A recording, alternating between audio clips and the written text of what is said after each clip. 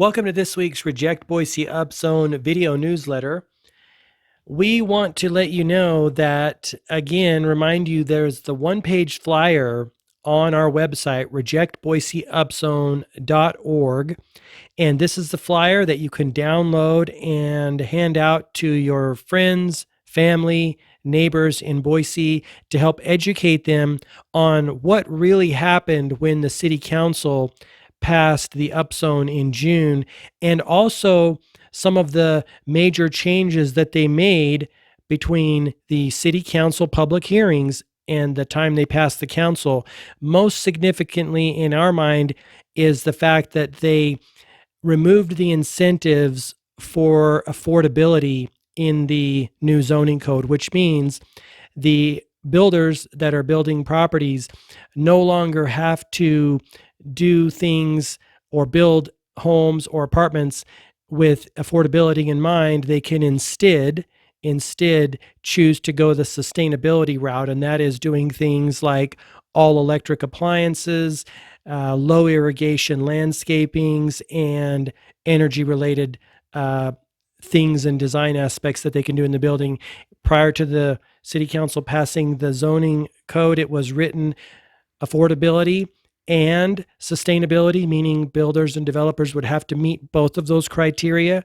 But recall, they changed "and" to "or" and made it affordability or sustainability, in which case builders and speculators, real estate speculators and investors get to choose which one they go for. So that's perhaps the biggest change that was made prior to the city council passing the new zoning code. So that flyer is on our website, rejectboiseupzone.org. We also want to bring you to this article that is related to housing prices and also rent prices, and it's titled, "What Happens When Wall Street Buys Most of the Homes on Your Block."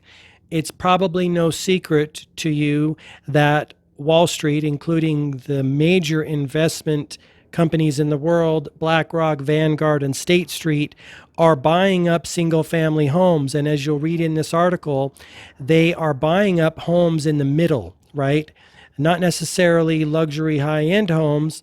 They're buying up homes in the middle, and they're using those to generate investment revenue into their portfolios. So let me show you a few clips from this article here.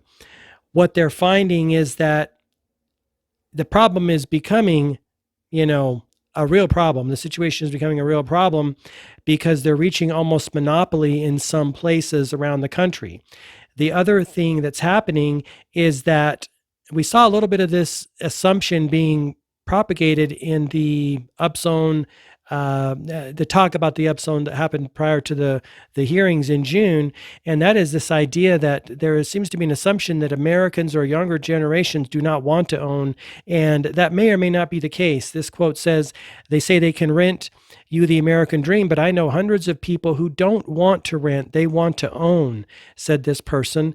And by making it easier for builders to build rental properties, many people are already starting to see that they're moving more toward a city of renters. So just something to keep in mind. Lastly, we want to talk about this idea of the double-digit percentages in home prices rose at their fastest clip in U.S. history, and that was largely because of the demand for private homes. So those are some of the things we want to bring your attention to in this week's video newsletter. Please give this video a thumbs up, share it with people in your circle, and we will talk to you next week. Have a great week. Bye-bye.